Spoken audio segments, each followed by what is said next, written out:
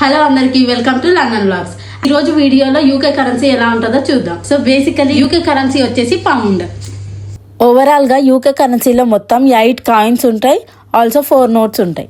ఇవే ఆ 8 coins: 1 penny, 2 pennies, 5 pence, 10 pence, 20 pence, 50 pence, 1 pound and 2 pounds. 100 pence 1 pound కి equal. Next అయితే notes 4 ఉంటాయి: 5 pounds, 10 pounds, 20 pounds, 50 pounds.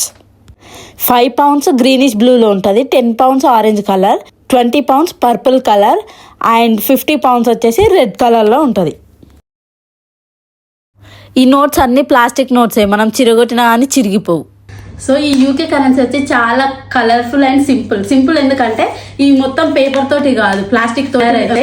So మనం ఈజీగా ఐడెంటిఫై చేయొచ్చు ఫేక్ ఏది ఒరిజినల్ ఏది అనేసి.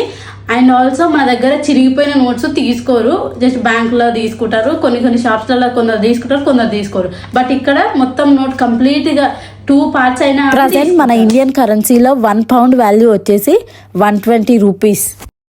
And that's all for this video. See you in next vlog. Bye.